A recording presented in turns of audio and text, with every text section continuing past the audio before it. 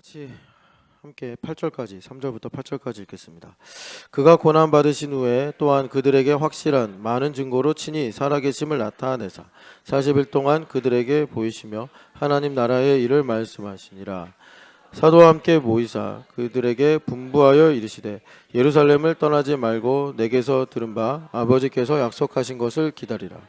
요한은 물로 세례를 베풀었으나 너희는 몇 날이 못되어 성령으로 세례를 받으리라 하셨느니라.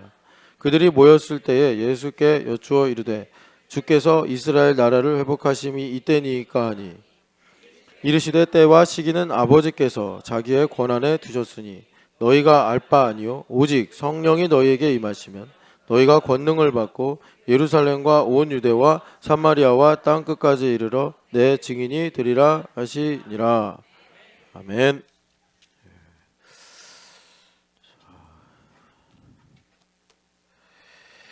우리 너무나 잘 아는 또 익숙한 표현인데 그래도 중요하니까 성령 충만하시기를 축복합니다. 한 번 더 인사합시다. 성령 충만하시기를 축복합니다. 성령님은 성령 하나님이시잖아요. 성령 하나님. 쉬운 분이 아닙니다. 그냥 있으나 마나한 분이거나 있어도 우리가 무시할 수 있는 그런 분이 아니고 어떻게 보면은 상당히 계시는 게 부담스럽고 또는 이제 그분이 뭔가를 하기 시작하면 상당히 불편해집니다. 왜냐하면 거룩하신 분이고 완전하신 분이고 영원하신 분이기 때문에 거룩하지 않은 우리가 완전하지 않은 우리가 또 항상 영원한 것보다는 순간적인 것을 좋아하는 우리가 성령 하나님을 이 밖에 두고 사는 것이 아니라 내 안에 모시고 사는 우리란 말이에요. 그러니까 이 일이 사실은 참 복된 일이고 성경 보면 예수님께서 오신 목적이 궁극적으로는 성령 하나님을 우리 안에 두시려고, 이거 원상복귀인데 성령 하나님을 내 안에 이제 임하게 하시려고 이 땅에 오셔서 그 모든 일을 하신 거예요. 그 엄청난 일을 하신 거예요. 예수님께서. 그런데 이제 우리가 마음을 정해서 일편단심처럼 그냥 나는 죽으나 사나 하나님의 영광을 위해서 내 모든 것이 다 하나님 것임을 내가 말하자면 증언하기 위해서 산다. 그러면 성령 하나님께서 계셔서 불편하고 약간 혼란스럽고 그런 게 전혀 문제가 안 되는데 교회는 다니는데 여전히 뭔가 이제 다른 보따리를 내가 차고 있으면 성령 하나님 계신 것이 상당히 불편하고 뭐라 그럴까요? 하여튼 그 어렵고 그런 일들이 됩니다. 그리고 이제 우리가 교회됨 40이라면서 죄의 본질이 뭐냐 할 때 네 번째 영으로 살지 않는 죄가 제일 큰 죄다. 이렇게 얘기하잖아요. 그 영으로 살지 않는 죄라는 건 뭐냐면 히브리서 6장하고 10장에 보면은 사함을 받지 못하는 죄가 있다 이런 얘기가 있어요. 예수님은 그걸 뭐라고 말씀하셨냐면 성령을 모독하면 너희가 사함을 받지 못한다. 그러니까 성령 하나님을 모독하는 것이 우리가 함부로 입술로 성령 하나님 어떻다 저떻다 이렇게 말하지는 않아요. 그런데 이제 우리가 무시하고 사는 거죠. 안 계신 것처럼, 안 보시는 것처럼, 안 들으시는 것처럼, 나와 상관이 없는 것처럼. 그러니까 그게 괘씸해서 하나님께서 용서 안 해줄게 이게 아니라 못 고친다는 거예요. 그거는 못 고친다. 그걸 그래서 디모데전서 4장에 보면은 말세에 이런 일들이 많아지는데 그게 뭐냐면 양심의 화인을 맞아가지고 이 양심을 통해서 성령 하나님께서 살아계신 하나님께서 어떤 뜻을 가지고 계시냐를 계속 우리에게 보내시는데 이 양심이 화인을 맞아요. 그러니까 이제 이게 피부가 이 화상을 입으면 감각이 없어지잖아요. 그런 것처럼 우리의 양심이 성령 하나님의 이런 이제 말씀의 뜻에 우리가 깨달을 수 없는 상태가 되는 거죠. 그래 버리면은 이제 구원을 못 받는다 이제 이런 말씀입니다. 그래서 우리에게 가장 큰 이 죄라는 문제에서 가장 중요한 건 뭐냐면 영으로 살지 않는 문제. 그래서 영으로 살지 않는 게 뭐냐 봤더니 성장 안 하는 거란 말이에요. 10년 전이나 지금이나 20년 전이나 지금이나 짧게는 지난주나 그 지난주나 지금이나 별다반 차이가 없어요. 여러분 이거는 우리가 구원받았나? 이거 한번 우리가 점검을 해봐야 된다는 거죠. 그래서 구원받았나? 이거는 뭐냐면 오늘 우리가 이제 말씀을 듣는데 가장 중요한 나 성령 세례 받았나? 이제 이 문제입니다.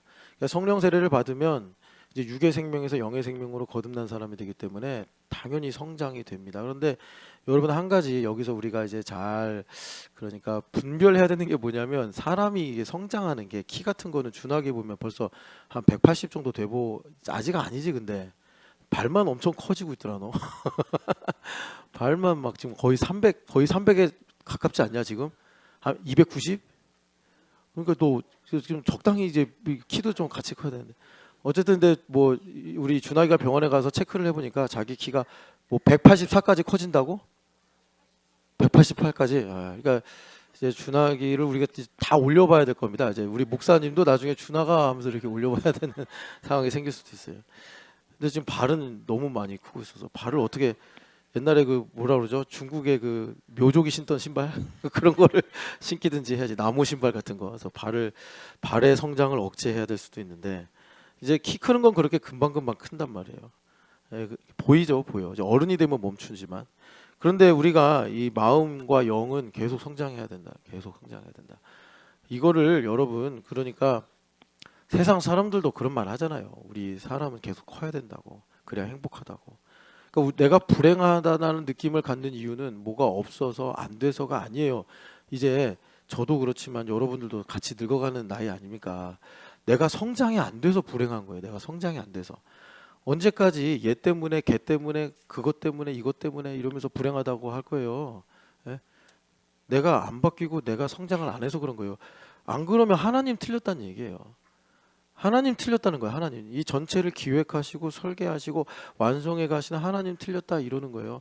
우리가 이 율법이 이 성경을 계속 보면서 언제까지 그렇게 그러니까 한 눈은 감고 요 눈으로만 이렇게 보려고 하냐고. 양쪽 눈 다 뜨고 봐야지. 그러니까 우리가 불행한 이유는 내가 성장을 안 해서다. 그래서 성령 하나님 내 안에 계신다. 오늘 이것이 우리에게 참 중요한 이 말씀의 내용인데 성령 하나님 내 안에 계시면 어떤 일이 일어나냐. 오늘 말씀에 마치 무슨 책 제목처럼 의식의 혁명이 일어난다. 그 의식의 혁명이다라는 건 물론 세상 사람들이 관점이 바뀐다, 뭐 모르는 걸 알게 된다, 뭐 이런 내용으로도 말할 수 있겠지만 우리의 의식의 혁명은 이겁니다. 오늘 여기 이제 책 속에 있죠. 제가 이 책을 저도 읽고 있는 중이에요. 다 안 읽었어요. 바쁜데 다 어떻게 읽습니까? 읽으면서 너무 반하고 있는 책이에요. 그러니까 보통 책들을 보면은 초반 3분의 1이 되게 재밌고 가면 이제 3분의 2, 뭐 그 중간 이후는 별로 이제 약간 힘이 떨어지네 이런 느낌인데 이 책은 그러니까 여기 메릴린 로빈슨이란 분이 70이 넘으신 분이에요. 그러니까는 인생의 모든 걸 다 쏟아내는 것 같아요. 이 책에다가 그러면서 또 우리랑 같은 이 신앙의 전통에 있어요. 여러분들 좀 읽으시면 약간 좀 표현이 내가 익숙하지 않은데 그래서 약간 경계를 할 수 있는데 계속 읽어보면 이분 나보다 더 골수 칼빈주의자네 이걸 이제 알게 돼요. 자기가 스스로 얘기도 하고 그런데 이 책이 지금 여기 증거 이게 챕터 제목이거든요. 증거 제가 한 중간 정도 를 지나가고 있는데 이 증거에 계속 멈춰 있는 이유가 뭐냐면 이거 너무 내용이 괜찮은 거예요.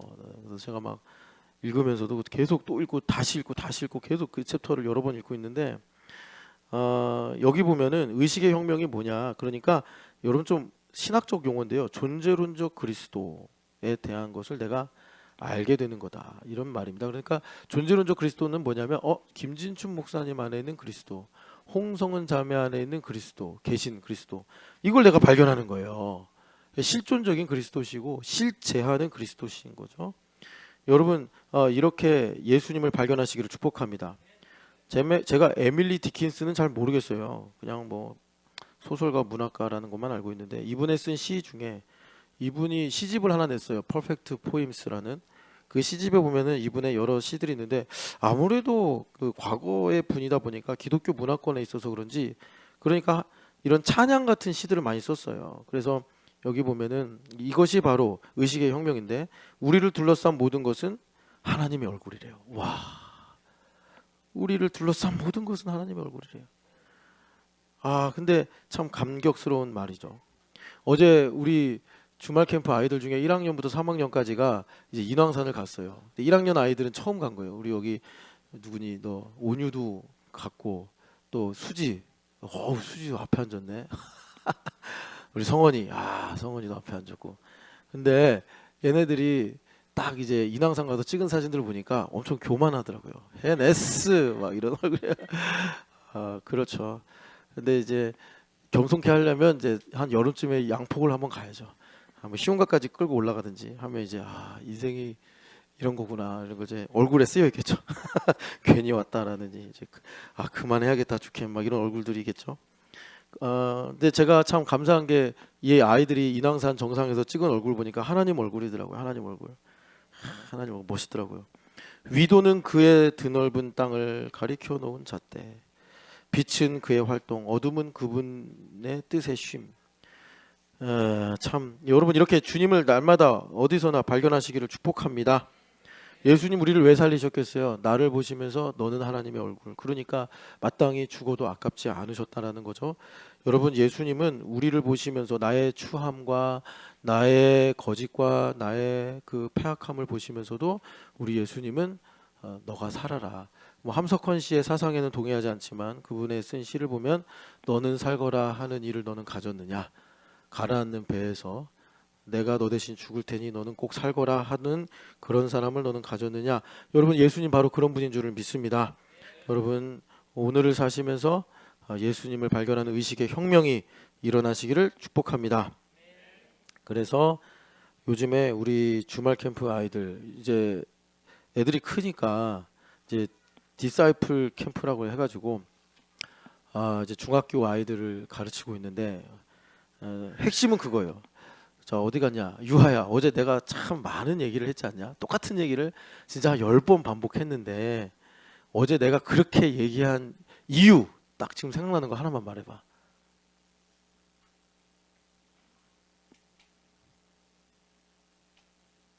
공부하는 법을 찾아라. 임요원 너는 모르면 요즘에 씩 웃던데 그거 이제 안 통한다. 또 웃지 마. 어제 목사님이 말한 핵심을 말해봐. 우리 채율이는 하늘나라 가셨네요. 깊은 숙면에 들어가셨. 왜 너는 아침부터 피곤하냐 김채율. 야 좀 깨워봐라. 그래. 목사님 설교 잘 들어야지. 어제 너무 많은 일을 했구나 밤에. 자 어제 목사님 얘기한 거 말해봐. 어, 자 그래 그것이야. 그러니까 이제 너에게 맞는 공부 방법들을 찾아야 되는데 그러려면 뭐가 필요하다고? 어? 맞아 맞아. 생각하는 힘이 필요하다. 의식의 혁명이 필요하다 이거야. 너희들이 왜 유달리 그냥 학원 다니면 되고 과외 받으면 되는데 이렇게 디캠이라는 걸 하면서 남다르게 하려고 하느냐. 남다른 게 아니라 하나님의 뜻대로 공부하려고 하는 건데 그러니까 공부하는 방법 속에서 뭐 말하자면 이제 자습서나 또는 학원을 다니거나 아니면 너희들이 독서하는 그런 모든 순간에서 누구를 만나야 된다는 거야? 예수 그리스도를 발견해야 된다. 그래야지 너희들이 대학도 잘 가겠고, 그렇게 공부하는데 뭐 대학 중간 이상 가겠지. 그리고 더 나아가서 거기서 이제 예수님과 동행하고 더 신앙이 성장하게 되더라라는 거예요. 자, 그래서 우리가 생각하는 힘이 중요하다. 왜 우리 예수님 믿는 사람들에게 생각하는 힘이 중요하냐? 그러니까 영적 예배자로 살기 위함인데 우리가 여기서 이렇게 주일날 9시에 11시에 조금 이따 11시에 정진문 선교사님 오신대요. 저의 인생의 대선배신데 어쨌든 우리 교회 이렇게 방문해 주셔서 너무나 감사한데 이렇게 우리가 예배하는 이유가 뭐죠? 월요일부터 토요일까지를 영적인 예배로 살려고 영적인 예배자로 살려고 우리가 이렇게 모여서 예배를 하는 거예요. 그럼 영적인 예배가 뭐라죠?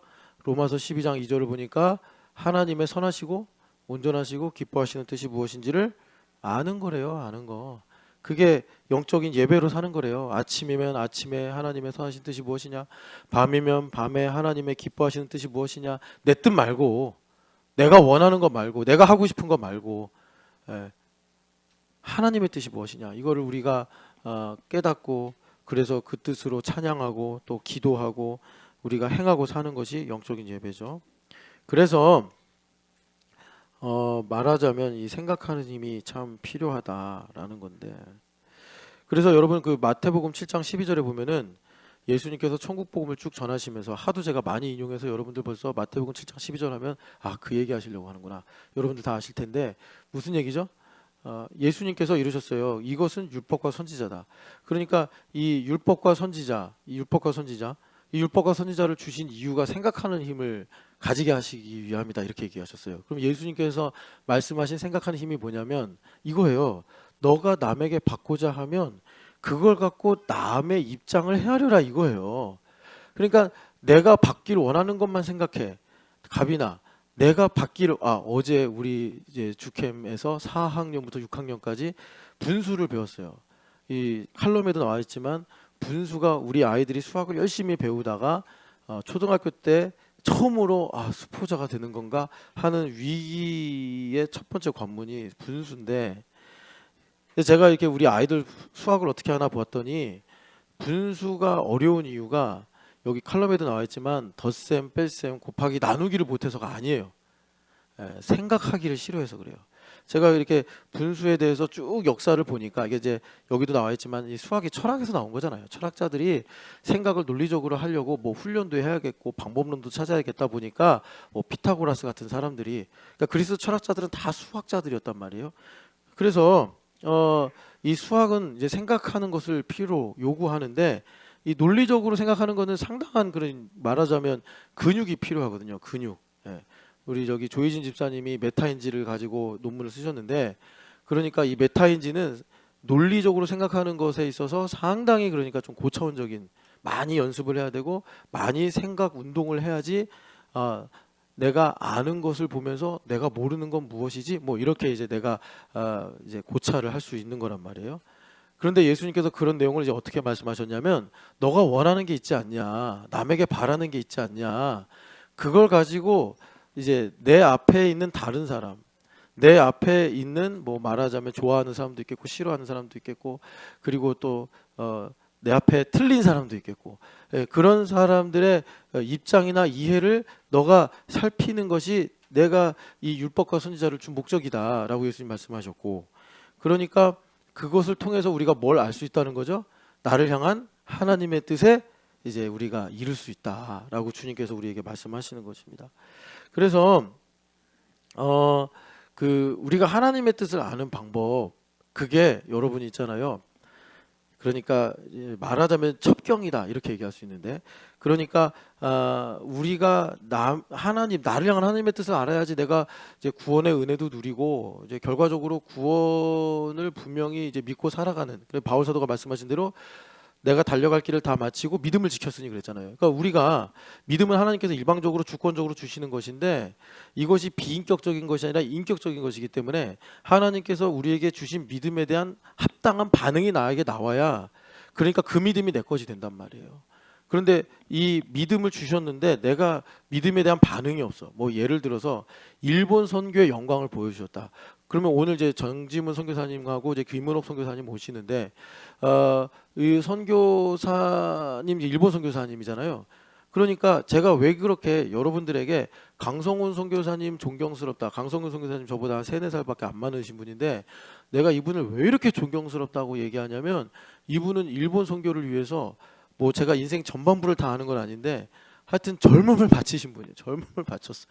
그러니까 제가 일본 선교 영광을 보고 그러면 일본이 구원받고 일본이 부흥하려면 이 정도 견적이 필요한데 그런 견적을 뭐 평생은 모르겠지만 한때 젊을 때 정말 자신과 자신의 자녀와 자신의 인생을 하나님 앞에 드려본 적이 있는 분 그러니까 제가 너무나 부럽고 존경스럽고 정말 그분한테 어떻게 하면 배울 수 있을까 이제 이런 마음을 제가 가지게 이제 되는 거예요. 그러니까 무슨 말이냐면 하나님께서 나에게 일본 선교의 영광을 보여줬다. 그럼 내가 믿음이 있다는 거 아닙니까? 일본에 대한 하나님께서 뜻이 있으시고 저 선교사들을 통해서 하나님께서 교회를 세우시고 부흥을 일으키실 거라는 걸 내가 믿는다는 거 아니에요. 그러니까 그 믿음을 받았으니 그 믿음에 대한 합당한 나의 반응이 있어야 된다라는 것입니다. 그런데 여러분 이제 그래서 그럼 일본 민족이 어떤 사람들인가를 보면은 그 내가 이제 하나님 앞에 보여드려야 할 그 합당한 믿음의 반응의 견적이 나오더라. 그런데 그 견적은 이런 겁니다. 이제 결론적으로 말씀드리면 모순된 것을 역설의 진리로 끌고 갈 만한 힘이 있어야 된다라는 거예요. 말하자면 죽는 것과 사는 거는 방패와 창같이 모순이란 말이에요. 살려면 죽음으로부터 도망을 가야 돼요. 그리고 죽어버리면 생명이 없단 말이에요. 창과 방패와 같죠. 그런데 예수님은 죽어야 살고 살려고 하면 죽는다 이랬단 말이에요. 그러니까 역설의 진리로 넘어가는 거죠. 그 정도 힘이 있어야 된단 말이에요. 나에게 인생에 있었던 불행은 하나님께서 나에게 행복을 주시기 위한 놀라운 모략이었다. 이렇게 가야 된단 말이에요. 나는 행복하고 싶은데 불행은 싫어. 그래서 불행 막 발로 차버리고 불행 막 땅을 파서 묻어서 너 절대로 내 인생에 나오지 마. 뭐 이렇게 하고 살면은 그러니까 일본 선교의 영광을 봤다고 하더라도 그걸 믿느냐 하는 것은 이제 다른 문제가 돼버리는 것입니다. 그래서 하나님께서 우리에게 믿음을 주셨어요. 그 믿음을 주셨으면 그 믿음이 내 거다. 내 안에 예수님 살아계신다 이런 말인데 그러려면 어떻게 해야 되느냐? 믿음에 대한 합당한 반응이 있어야 된다라는 것입니다. 안 그러면 여러분 우리가 초창기에 많이 들었던 것처럼 소비하는 인생이 뭐예요? 전도서에서 말하잖아요. 널 N-U-L-L 널 있는 줄 알았는데 아무것도 없네. 영어 성경에서는 vanity 헛되고 모든 것이 헛되도다. 그렇게 땀 흘리고 그렇게 수고하고 그렇게 지키려고 애쓰고 그렇게 뭘 남기려고 내가 그랬는데 솔로몬이 이제 인류의 대표로 말하는 거죠. 해봐야 흙이니 흙으로 돌아가라 하신 대로 아무것도 없다. 그러니까 이제 우리는 말하자면 참되게 살아야 된다. 이제 이렇게 말씀하시는데 하나님의 뜻을 알고 살아야죠. 하나님의 뜻을 알고 살아야 되는데 자 하나님의 뜻을 우리가 어떻게 알 수 있느냐? 자 우리가 한 가지 이제 이걸 보면 조금 하나님의 뜻을 아는 것을 우리가 참 복되게 여길 수가 있는데요. 에스겔서 6장 7절 한번 보세요. 에스겔서 6장 여러분들 혹시 에스겔서를 읽으시면서 이 부분에서 왜 이렇게 얘기하시지? 좀 이렇게 의문을 가지셨을 분들이 계신지 모르겠는데 7절 읽어보겠습니다. 또 너희가 죽임을 당하여 엎드러지게 하여 내가 여호와인 줄 너희가 알게 하려 아미니라. 아멘. 하나님을 아는 건 너무나 좋은 일이고 너무나 복된 일이고 또 호세아서에 보면 하나님을 아는 지식이 반드시 있어야 된다라고 하시죠. 그런데 하나님을 알게 하시려고 어떤 일이 생기느냐 봤더니 7절에 죽임을 당하여 엎드러지게 한다. 죽는다는 얘기예요. 여러분 그 앞에 이제 6절부터 보면은 거주하는 모든 성읍을 주님께서 그냥 황폐하게 만들어 가지고 사막같이 되게 하시고 그리고 뭐 말하자면 아무것도 없게 만드신다는 거예요. 그래서 사람도 죽임을 당하여 엎드러지게 되는데 그럼 엄청난 재앙이죠. 뭐 전쟁 한 번으로 이런 일이 생기겠습니까? 뭐 전쟁, 기근, 뭐 또 여러 가지 재앙들이 겹쳐서 와야지 이 정도의 황폐함이 있게 되는데 이렇게 하셔서 하나님인 줄 알게 하겠다. 그러니까 참 여러분 이거를 우리가 아멘 하기에 이거 쉽지 않죠. 그러니까 제가 이 말씀을 읽다가 하나님 꼭 이렇게 하셔야겠습니까? 이런 참 조심스러운 기도를 하게 되더라고요. 10절도 읽어볼까요? 자, 같이 읽어보겠습니다. 그때야 그들이 나를 여호와인 줄 알리라. 내가 이런 재앙을 그들에게 내리겠단 말이 헛되지 아니하리라. 아멘. 여러분 에스겔서 보면 다른 선지서에서 나오지만 말씀하고 이루시겠다 이러잖아요. 여러분 대표적으로 우리가 교회됨 40일에서 선포하는 에스겔서 24장 14절 나는 말하였은즉 반드시 이루리라 하시는 그 말씀 거기에 그 사전 그 앞에 나오는 내용이 뭐죠? 재앙에 대한 내용이에요. 그러니까 여기도 마찬가지인데 하나님께서 말씀하고 이루시는데 그 말씀의 내용이 뭐냐면 재앙이라고 하신단 말이에요. 그러니까 그때야 그들이 나를 여호와인 줄 알리라 하실 때 아멘 하기가 여러분 하실 수 있겠어요? 이거 하나님을 아는 지식은 좋은데 재앙을 통해서 하나님을 알게 하신다니까 여기 보면은 남은 자가 있는데 그들을 포로로 잡혀가서 어떻게 한대요? 거기서 우상을 섬기는 일을 회개하게 하시고 뭐 이렇게 하면서 주님께서 하나님을 아는 지식을 주시겠다. 그러니까 7절에서도 하나님 꼭 이렇게 하셔야 하나님을 알게 하시는 건가요? 하면서 10절에 가서 또 제가 아이고 주님 또 이러셔야 되나요? 이렇게 또 기도하게 되는 거예요. 한 번 더 읽을까요? 14절 말씀 읽어보겠습니다. 내가 내 손을 그들 위에 펴서 그가 사는 온 땅 곧 광야에서부터 디블라까지 황량하고 황폐하게 하리니 내가 여호와인 줄을 그들이 알리라. 14절 여러분 다 아멘 하셨어요 지금? 저는 설교 중에 살짝 피했네. 아멘 해야죠. 아멘 해야 돼. 아니 그런데 여러분 그 11절부터 봐봐요. 전염병, 기근, 칼 너무 무서운 일이잖아요. 이런 일이 일어나면 안 되는데 이런 일을 통해서 주님께서 다시 한번 내가 여호와인 줄을 알리라라고 말씀하시는 거예요. 여러분 하나님 알고 싶으세요? 어이구, 어이구, 예, 할렐루야! 하나님 아시기를 축복합니다. 그런데 참 이 말씀을 우리가 아멘하지 못하는 건 참 그러니까 철없는 행동이고, 그리고 아직도 주님을 잘 모르는 거예요. 이 모든 재앙이 하늘의 보좌를 버리고 이 땅에 오셔서 나를 대신하여 죽으시고 부활하신 예수님께 임했다는 사실입니다. 자, 그래서 하나님을 아는 것은 이 재앙을 통해서 하나님께서 알게 하신다 그러는데, 자, 하나님을 아는 것,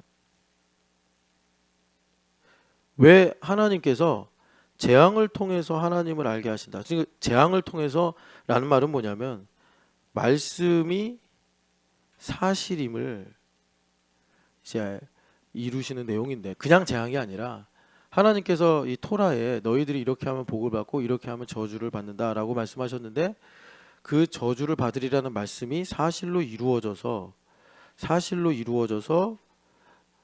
그래서 하나님을 아는 지식을 갖게 된다라고 말씀을 하시는 거예요. 그러니까 그냥 재앙이 아니라 사실은 재앙이라는 이 내용에 하나님의 섭리요, 또 우리를 구원하시는 은혜인 것이죠. 왜 그러는 거죠? 우리 마음이 완악해서 그렇죠. 그러니까 이런 겁니다. 이제 이걸 좀 다른 내용으로 넓게 펼치면, 우리 가빈이가 있는데 이제 엄마가 가빈이를 많이 사랑하겠죠. 임지양 집사님이. 그러면 이 말씀이 사실이다라는 내용이 이제 하나님의 공의일 테니까, 이 말씀은 사실이다. 그런 건 뭐냐면 가빈이가 그러니까 하나님의 딸이다라는 거예요. 그리고 더 나아가서는 가빈이를 그 가정에 보내신 것은, 그러니까 이 가빈이를 하나님의 기업으로 키우고 가르치면서 두 분에 향하신 하나님의 뜻과 그 은혜와 사랑을 배워라라는 거죠. 그러니까 어떻게 보면 가빈이는 그 가정의 선물이에요, 선물. 그리고 손님이에요, 손님이라고, 손님.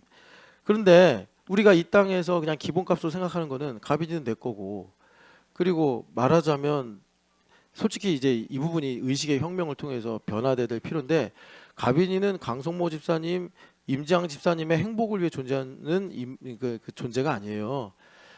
하나님의 영광을 위해 존재하는 거지. 그런데 우리가 의식의 혁명이 일어나지 않으면 그냥 물 흘러가듯 내게 있는 자연스러운 뭐라 그럴까, 의식의 흐름에 따라 가빈이가 나의 행복을 위해 존재해야 돼. 그러면 자, 가빈이가 틀린 게 있어요. 틀린 게 있으면 부모님이 이제 그거 갖고 걱정을 하겠죠. 그런데 나의 행복을 위해 존재하는 강가빈 하면은 그것 때문에 가빈이를 정죄하게 되고, 하나님의 영광을 위해 존재하는 강가빈 하면은 강가빈을 그러니까 훈육하고 가르칠 수가 있게 되는 것입니다. 그러니까 훈육하고 가르친다는 것은 하나님의 기름 부으심이 강성모 임지양 집사님을 통해서 가빈이에게 흘러간다는 것이고, 가빈이가 나의 행복이다, 내 거다라고 생각하면은 사실은 어떻게 되는 거예요? 가빈이가 틀린 걸 통해서 내가 정죄를 받아서 그 정죄의 선악과를 가빈이에게까지 먹이게 되는 이런 일이 생기게 되는 거예요. 그러니까 재앙을 통해서 말씀이 사실이다라는 걸 아는 것은 뭐냐면, 두 분이 열심히 가빈이를 이제 가르치고 먹이고 입히고 해서 어엿한 어른으로 키웠는데, 그래서 이 아이가 이제 독립할 나이가 됐는데 그때 아는 거예요. 뭘 아는 거죠? 내게 아니었구나. 그 내게 아니었다는 걸 어떻게 알겠어요? 뭐 가령 말하자면 이런 겁니다. 가빈이가 진짜 강성모 집사님이 딱 봐도 사기꾼 같은 놈인데 이놈이랑 결혼을 하겠다는 거예요. 그럼 강성모 집사님이 딱 봐도 아는데, 그래서 목사님한테 물어봐도 그놈 사기꾼이네. 다 그러는데 강가빈이 이 남자 없으면 아빠 나는 인생에 아무것도 없어요. 막 이래가지고 다 가르쳐봐야 소용이 없구나. 재앙이 임하는 거죠. 그러면서 이제 아는 거예요. 하나님, 주님밖에 없습니다. 강가빈은 하나님 거 아니었습니까? 제가 무슨 자격이 있어서 가빈이를 낳고 키웠겠습니까? 주님 불쌍히 여겨주십시오. 그때 회개하고 그러면 이제 둘이 깨져서 이제 가빈이가 이제 뭐 다시 새 출발을 하든지, 아니면 결혼하면 안 되죠. 결혼하면 이제 칙하게 고생하고 아빠 말 들을 걸 그랬어. 이제 뭐 이런 결과가 나온다는 거예요. 이렇게 하나님을 알면 아는 방법도 있죠. 이렇게 해서 하나님을 알아가는 방법도 있는데, 너무나 여러분 뭐 이스라엘 역사를 통해서 보듯이 너무나 고통스럽고 힘든 일이잖아요. 그래서 하나님을 아는 방식을 어떻게 주시는 거예요? 복음으로 주시는 거예요. 복음은 뭐예요? 여러분, 이제 우리가 복음을 입체적으로 생각해야 되는데, 복음은 무엇입니까? 예? 여러분, 이웃이에요. 이웃. 그래서 남에게 대접을 받고 싶은 대로 너도 남을 대접해. 밥 사달라고 하고 싶지, 밥을 먼저 사주란 말이야. 예? 금요일 날 제가 교회에서 잠깐 이제 주캠하기 전에 뭐 좀 준비한다고 있었는데, 딱 신영기 집사님, 그 김찬양 집사님 딱 들어오는 거예요. 둘이서. 저 둘이 웬일이에요? 그랬더니 퇴근하고 기도하려고 왔는데 어떻게 하다 보니까 둘이 이렇게 동선이 겹친 거예요. 둘 다 철야기도를 안 나왔더라고. 저는 이제 그렇게 기도하고 나올 줄 알았는데 뭐라고 그랬어요? 나왔었어요? 미안합니다. 맞아. 김찬양은 나왔었어요. 그래서 내가 저녁 좀 7시 넘어서 시간이어서 저녁 드셨어요? 그랬더니 못 먹었다는 거예요. 아유, 내가 좀 시간이라도 있으면 주켓만 아니면 두 분 모시고 나가서 식사로 대접하고 싶은데 시간이 없으니 이제 서로 사주세요. 그랬더니 서로가 이제 너가 사줄래? 내가 사줄래? 막 이렇게 얘기하고 있더라고. 그러니까 이런 겁니다. 내가 대접을 받고 싶은 대로 남을 대접하면 그걸로 하나님을 알게 된다. 얼마나 좋아요. 얼마나 좋아요. 김창현 집사님이 뭐 그럴 일은 없겠지만 저 회사에서도 그만두고 돈도 없고 해서 쫄쫄 굶으면서 하나님 아버지 저에게 뭐 이렇게 밥을 주시는 분이 하나님이신 줄 알았습니다. 그렇게 하나님을 아는 것보다 내가 이웃의 마음을 헤아릴 수 있는 이 복음의 능력으로 하나님의 뜻을 아는 것, 이것이 우리에게 참 복된 일이더라는 거예요. 그래서 이게 첩경은 아니고 이게 사실은 정도인데 우리가 이 정도를 잘 안 걸어서 말하자면 하나님을 아는 길에 첩경이 된 거고, 이게 사실은 하나님 원하지 않는 건데 이게 어떻게 하다 보니까 정도라고는 할 수 없고 대부분의 사람들이 이렇게 가더라. 솔로몬도 이렇게 가더라. 그러니까 여러분, 하나님을 아는 이 지름길로 가시기를 축복합니다. 하나님을 아는 길로 가셔야 되는데, 자, 그래서 요거 갖고 한 번 더 정리를 하면 이런 거예요, 여러분. 그러니까 이게 두 가지가 다 오늘날 유효합니다. 하나님을 아는 것이 우리 인생의 가장 중요한 숙제잖아요. 하나님을 아는 것, 내가 이거는 이제 복음을 가지고 아는 것이고, 복음을 가지고 아는 것과, 그리고 이걸 뭐라 그럴까요? 이것도 역시, 이 재앙도 역시 복음이라고 할 수 있는데, 그런데 이거는 이렇게 보면 되겠다. 오늘 여러분들하고 이 얘기를 마지막에 해야 되는데, 이거는 음의 정수로 배우는 거예요. 음의 정수. 이거는 양의 정수로 인생을 배우는 거예요. 양의 정수. 여러분, 음의 정수보단 양의 정수의 이 편에 계시기를 축복합니다. 누구였지? 자, 어제 정찬영 혹시 기억나냐? 양의 정수 영어로 뭐라 그랬지? 기억 안 나? 뜻은 기억나? 뜻? 양의 정수 뜻? 뭐야? 그래, 잘 알았어. 긍정적인. 그러니까 양의 정수가요, 영어로 저도 얘들 가르치려고 공부하다 보니까 배웠는데 포지티브 넘버더라고요. 그러니까 긍정적인 수라는 거 아니겠어요? 긍정적인 수. 음의 정수는 네거티브래요. 네거티브. 그러니까 부정적인 수인 거예요. 많으면 많아질수록 힘들어지는 거예요. 내 힘으로 사는 건 음의 정수예요. 내 힘으로 내가 살려고 하면 계속해서 솔로몬이 한 말처럼 헛되고 헛된 인생 살아요. 내가 내 힘으로 100을 했어. 당장은 100가지를 했으니까 내가 대단한 일을 했네 생각하겠지만, 보배야, 마이너스 1이 커, 마이너스 100이 커. 그 마이너스 100이 크지 않고 마이너스 1이 큰 거야. 아직 음의 정수 안 배웠구나. 이제 미안하다. 예준아, 마이너스 100이 커, 마이너스 1000이 커. 그지? 마이너스 100이 크지? 그러니까 내 힘으로 사는 거 마이너스 음수란 말이야. 음수. 그러니까 내 힘으로 많이 사는 게 좋아, 내 힘으로 사는 걸 덜 하는 게 좋아, 김단비? 덜 하는 게 좋지. 그러니까 믿음으로 사는 게 양의 정수란 말이에요. 자, 그러니까 여러분, 우리가 복음을 믿고 살지 않습니까? 복음을 믿고 사는데 이 복음은 내 힘으로 살게 하지 않고, 내가 사는 것은 내가 아니요 그리스도를 믿는 믿음으로 사는 것이다, 이렇게 말씀한단 말이에요. 그래서 여러분, 아까 전에 예수님께서 이 남에게 대접을 받고 싶은 대로 너도 남을 대접해라, 이게 이제 뭐 이웃을 사랑하라 말씀의 어떤 적용이라고 할 수 있잖아요. 로마서 7장 12절 말씀인데, 그러니까 우리가 그렇게 행하는 이유는 뭐냐면 내가 하나님을 모르기 때문에 알아가야 된다. 이 부분은, 그러니까 이 음의 정수식으로 하나님을 알아가는 요거는요, 내가 하나님을 모르는 거예요. 하나님을 모르니까 내 맘대로 하면서 내 맘대로 하는 것은 아무것도 아니구나, 나에게 재앙을 가져오고 저주를 가져오는구나, 헛된 거구나 해서 하나님의 뜻대로 하는 것이 나에게 참된 것이구나, 그것이 사랑이구나, 이렇게 알아가는 거예요. 이렇게. 예. 그런데 우리는 복음을 믿잖아요. 예수님 나의 복음이 되셨잖아요. 이 복음을 믿고 사는 우리는 그러니까 이미 내가 하나님을 다 알고 있단 말이에요. 이미. 여러분 이거 되게 중요한 거예요. 온유가 이미 차정은 자매의 아들이에요.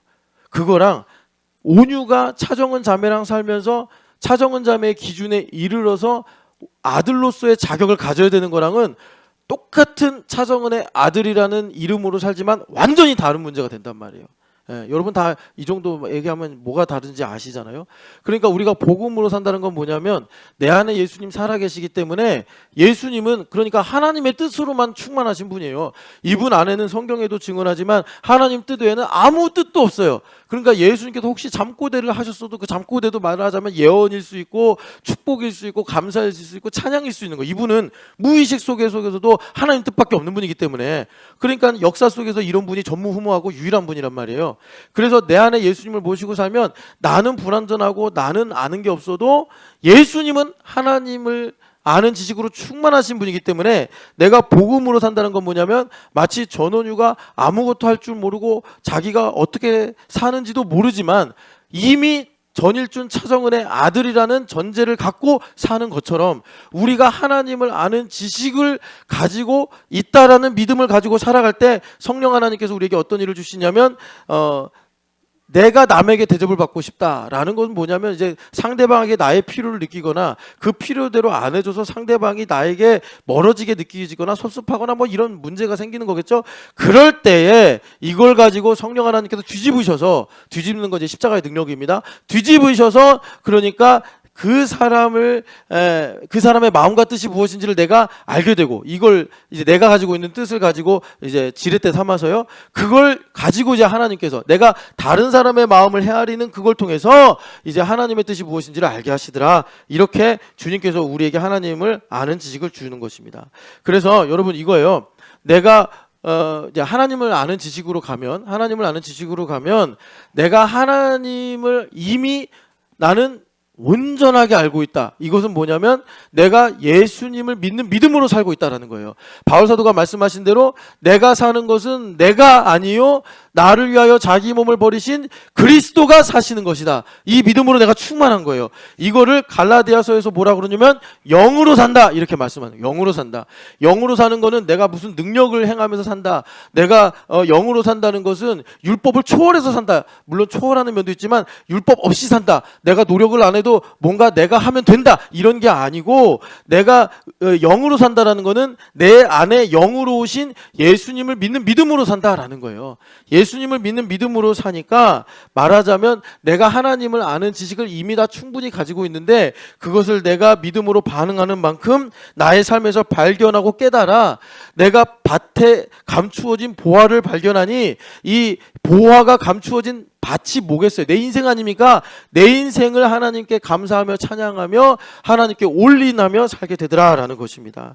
그래서 내가 그러면 예수님을 믿는 믿음으로 산다는 문제는 여러분 정성적인 거잖아요. 그러니까 손에 잡히거나 내가 이렇게 줄로 재가지고 얼마나 내가 예수님을 믿는 믿음으로 살지 알 수가 없잖아요. 그런데 우리는 지금 죄 가운데 살고 흑암 속에 살고 이 땅 가운데 사기 때문에 내가 믿음으로 사는 게 어느 정도고 얼마인지를 그러니까 실감을 할 필요가 있단 말이에요. 왜냐하면 내가 이 주변에 다 죄가 있고 그러니까 예수님을 믿는 믿음과 반대되는 것들이 내 주변에 있기 때문에 우리가 이 정량화하는 일을 하지 않으면 율법을 내가 알지 못하면 율법을 무시하고 살아가면 내가 예수님을 믿는 믿음으로 산다고 내가 스스로 착각하면서 정반대의 말 내가 남을 사랑한다고 그러면서 사실은 저 사람을 소유하고 내 주장을 관철시키기 위해 하는 행동이면서도 모르고 사는 이런 이제 문제들이 생긴단 말이에요. 그래서 주님께서 내가 예수님을 믿는 믿음으로 사는 것을 정량화해서 내가 알고 실감하고 깨달아 계속해서 그 믿음이 커지게 하려고 뭘 주신 거죠? 교회를 주셨다라는 것입니다. 교회를 주셨다. 그래서 우리 디캠 아이들이 이제 유아도 이제 2년 정도 지나면 자기가 신앙 고백을 해서 입교를 해야 되고 예원이는 사실 제가 마음의 계획을 세우기를 이제 중2 때 열심히 공부하면서 신앙 훈련을 해서 중3 때는 얘가 마치 입교 교육을 받아 자기 믿음의 고백으로 입교를 하게 만드는 게 제 이제 계획인데 그러려면 어떻게 해야 되느냐 교회 됨으로 이 아이들이 이제 수학과 영어를 자기에게 맞는 방법들을 하나하나 찾아가는 거예요. 찾아가는 거예요. 그래서 그런 것들로 이 아이들이 하나님의 방법으로 공부한다는 게 이런 거구나. 성령 하나님의 방법으로 공부한다는 게 이런 거구나. 다니엘이 뜻을 정했다라는 게 오늘 내가 영어를 공부하면서 내가 지금 동사 부분의 문법을 모르는데 이 모르는 방법을 모르는 문제를 어떻게 해결할지를 내가 찾아서 이걸 넘어가는 게 다니엘이 그 바벨론의 왕궁에서 뜻을 정해서 왕의 진미와 포도주를 거부하고 채식을 했다라는 게 오늘날 나에게 이렇게 성육화돼서 이루어지는구나 라는 것을 얘네들이 깨닫고 배우는 것이 말하자면 믿음으로 사는 것의 정량화란 말이에요. 그냥 얘네들이 그냥 이렇게 이제 교회 두고서 교회 예배만 잘 나온다 아니란 말이에요. 얘네들도 이제 의식이 커지고 비밀도 많아요. 그래서 예원아 뭐라 그랬어 목사님이? 적당히 거짓말하라고. 적당히 거짓말해라. 그러니까 유아도 마찬가지야. 얘네들이 다 비밀이 있어요. 제가 얘네들의 모든 걸 다 어떻게 알아서도 안 되고 알면 이상해지는 거예요. 그러니까 다 적당히 거짓말해라. 그러니까 적당히 거짓말은 위험하지 않을 만큼만 거짓말해라. 설교가 이상하게 되네. 자, 그래가지고 여러분 우리가 이렇게 주님을 알아가게 되더라라는 것입니다. 자, 그래서 오늘 우리가 이 사도행전 1장을 읽었는데 사도행전 1장의 핵심 우리가 3절부터 8절을 읽은 이 핵심은 뭐냐면 하나님 나라 이야기예요. 하나님 나라인데 여러분 이 하나님 나라가 우리한테 왜 중요하냐면 주기도문에도 우리가 고백하지만 나라가 임하옵시며 왜 예수님께서 계속 나라가 임해야 된다고 기도하시죠? 왜 우리한테 그렇게 기도를 가르쳐 주셨냐면 우리는 먹을 거, 마실 거, 입을 거 이 땅의 필요의 문제를 가지고 있기 때문에 이거를 우리는 수없이 만나고 늘 가지고 있기 때문에 이것의 해답이 뭐냐? 하나님 나라가 나의 삶에 임하는 거란 말이에요. 그런데 하나님의 나라가 임하는 건 이 땅의 나라랑 달라서 그 핵심이 뭐냐면 통치란 말이에요. 통치. 그러니까 하나님께서 다스려 주셔야 우리 아이들도 공부하고 싶은 마음이 생기고 그리고 이 아이들이 자라면서 믿음도 커지고 이런단 말이에요. 그런데 그 하나님의 나라가 임하는 것이 예수님께서 사도행전 1장 3절부터 8절에 말씀하신 내용을 보니까 뭐래요? 하나님 나라의 일을 말씀하시니라. 40일 동안 보여주시며 말씀하신 하나님 나라의 일이 뭐냐, 그것을 쭉 우리 누가 사도께서 기록해 주셨으면 우리가 세세히 보면서 많은 유익을 누렸을지도 모르지만 그거를 이제 다 적지는 않으시고 4절 5절 보니까 핵심만 말씀하시는데 그게 뭐냐? 성령 세례다라고 말씀하시는 거예요. 그래서 성령 세례가 뭐냐면 여러분 요한복음 14장 16절을 한번 보시겠어요? 여러분 우리는 이걸 믿어야 돼요. 그래서 제가 성령 예수님을 믿어서 구원받는 건데 오늘날 예수님은 우리 안에 계신 것이 아니라 야, 너 누구지? 자식이 자 16절 알아요. 시온인 거. 쟤도 하도 요동을 치길래 16절 같이 읽겠습니다. 내가 아버지께 구하겠으니 그가 또 다른 보혜사를 너희에게 주사 영원토록 너희와 함께 있게 하리니. 아멘. 그러니까 여기 보면은 성령 세례를 예수님 이렇게 말씀하셨어요. 나와 같은 보혜사인데 다른 보혜사. 성령 하나님이죠. 성령 하나님을 우리에게 주셔서 어떻게 하신다고요? 영원토록 함께 있게 하리니 이거예요. 그래서 성령 하나님께서 계속 우리에게 의식의 혁명을 일으키셔서, 의식의 혁명은 뭐라고요? 아까 전에 여기 우리에게 주어진 것들에 관하여라는 책에 있는 것처럼 증거를 하시는데 뭐냐? 예수 그리스도를 증거하신단 말이에요. 그래서 8절에 사도행전 1장 8절에 땅끝까지 이르러, 박인미 집사님의 땅끝이 어디겠어요?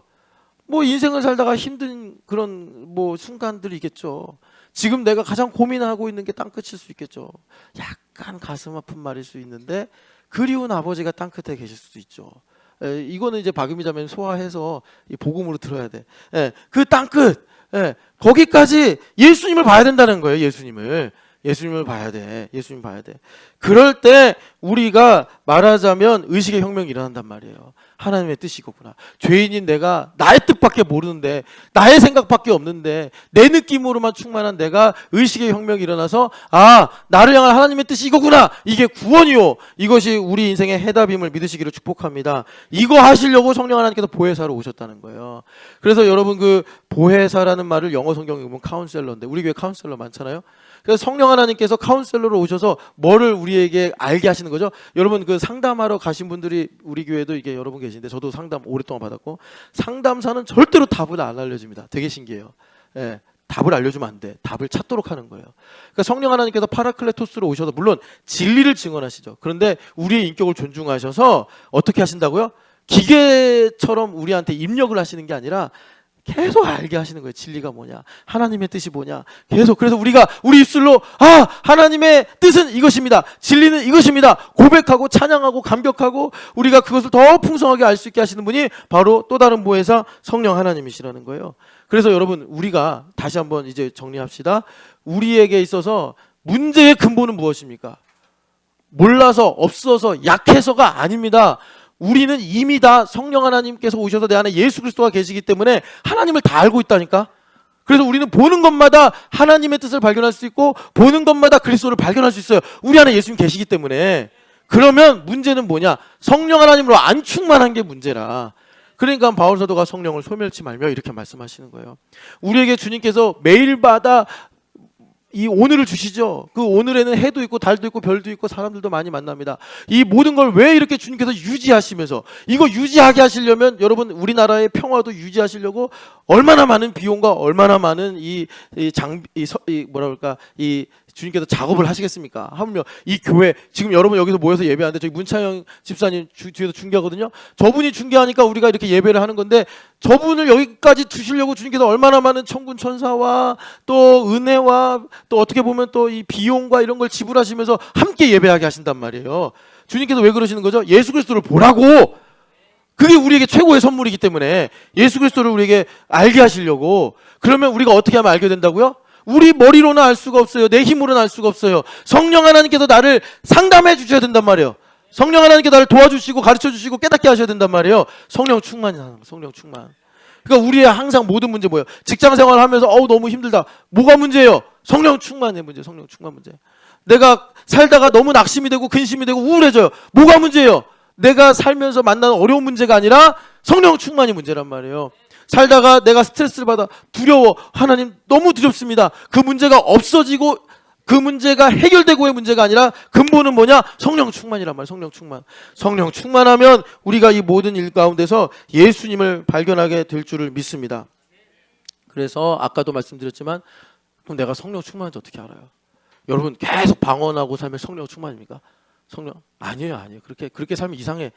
혹시 여러분들 우리 교회에서 안 배우고 딴 데서 배우셔서 혼자 했는데 계속 방언을 하시면 그거는 좀 지양하시면 좋겠어요. 그냥 혼자서 방언하세요. 혼자서. 아니 성경에 나오잖아요. 혼자서 하라고. 왜 사람들 모아놓고 혼자 방언하고 있냐고. 아직 그런 사람들이 있어요, 실제로. 그래서 제가 혹시 여러분들 뭐 유튜브에서 다른 걸 배우고 저렇게 하는 게 성령 충만이구나, 그렇게 생각하시면 안 돼요. 여러분 성령 충만은 뭐냐면, 내가 이제 마지막으로 요거를 우리가 같이 보고 기도하겠습니다. 요게 함입니다. 함. 그래서 우리가 수학에서 함수다 그러죠. anything input. 우리 삶에 하나님께서 오늘이라는 내용을 통해서 사람도 인풋하시고 환경도 인풋하시고 뭐 지식도 인풋하시고 그래요. 옛날에 우리 교회됨 41때 이거 많이 강조한 건데, 이 함수가 뭡니까? 교회예요. 교회. 그래서 내가 교회됨을 이루면 아웃풋은 반드시 뭐가 되죠? 예수 그리스도가 되시는 것입니다. 그래서 내가 어떤 인풋이 들어왔어, 뭐 뺨을 맞을 수도 있고, 하루를 살다 보면 뭐 겉옷도 뺏길 수도 있고, 성경의 말씀을 보면 이제 이런 모든 일들이 오고 가는데, anything input, 어떤 것을 넣든 간에 내가 교회가 되어 살아가면 예수 그리스도가 결과로 나온다. 그래서 그러면 이게 뭐냐? 내가 교회가 되었다. 성령 충만하다. 내가 교회가 되었다는 성령 충만한 거예요. 왜? 가지가 줄기에 붙어 있으니까 생명으로 충만한 거예요. 그러니까 내가 아웃풋이 예수 그리스도로 안 나와. 어제도 그 차정원 집사님이 이제 인왕산 올라가는데 한 번에 현타가 왔대요. 그래서 뭐 그 유실자매가 그렇게 했더라고요. 사진을. 내가 이거 혹시 이게 잘못 적용될까봐 조심스러운데, 그러니까 가인의 길을 갈 것이냐 아벨의 길을 갈 것이냐 이렇게. 안 다쳤지? 안 다쳤으면 됐어. 이제 그렇게 하더라고요. 성령 충만하면 아벨의 길을 가겠죠. 성령 충만하지 않으면 내가 왜 이 신촌여교에 다녀가지고 내가 왜 이 토요일날 내가 왜 이 산을 오르고 있는 거야 하면서 이제 안 해 막 이러겠죠. 여러분 성령 충만하시기를 축복합니다. 교회 됨을 통해서 내가 성령 충만한 거 아닌가. 자, 내가 이렇게 와요. 이렇게 이제 어디 무심코 걸어가. 뭐 교회 앞을 걸어가. 교회 앞을 걸어가는데 저를 만났어요. 아씨, 또 담임 목사님 이러면 성령 충만하지 않은 거예요. 가끔 저보고 이렇게 딴 데 가시는 분들 계시더라고. 뭐 쫓아가 볼까 막 그러다가 이제 많은데 여러분 성령 충만하시기를 축복합니다. 그래서 여러분 사실은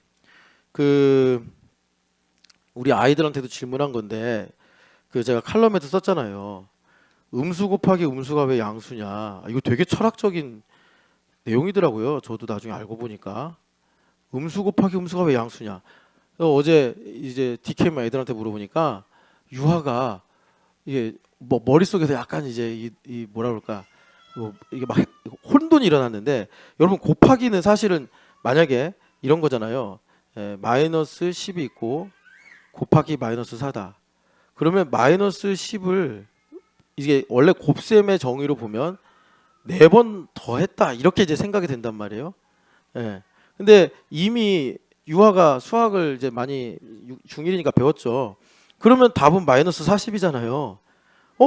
근데 자기가 배운 대로 말하면 플러스 40이 되니까 이게 어떻게 된 거지? 그래서 유아가 이제 막 머릿속에 혼돈이 일어나더라고요. 여러분 그러니까 이거를 제가 여기서 다 뭐 이제 수학적으로 풀 수는 없고 단도직입적으로 음수를 그러니까 이제 철학적으로 생각해 보자고요. 우리 죄예요. 그죠? 음수 우리 죄예요. 죄 곱하기 이거 음수예요. 음수. 죄. 그런데 예수님의 고난. 예수님도 역시 예수님의 고난은 우리 인생의 양수 복이 된단 말이에요. 자, 그런데 이 고난이라는 게 예수님의 고난. 뭐 지금 여러분들이 타임머신 타고 2000년 전으로 돌아갈 거예요? 그럴 수 없잖아요. 그러니까 내 인생이에요. 내 인생 속에 있는 고난이란 말이에요. 그런데 내가 십자가를 알면은 이게 치환이 돼. 누구 걸로? 예수 그리스도 걸로. 그래서 내 인생의 고난이 어제 산을 올라가면서 겪은 차정은 자매의 그 고통이 그리스도의 골고다 언덕을 올라가는 발걸음이 된단 말이에요. 그래서 음수 곱하기 음수가 되니까 내가 이렇게 주님의 은혜와 사랑으로 사는구나. 복으로 바뀌더라라는 것입니다. 이것이 놀라운 생명력입니다.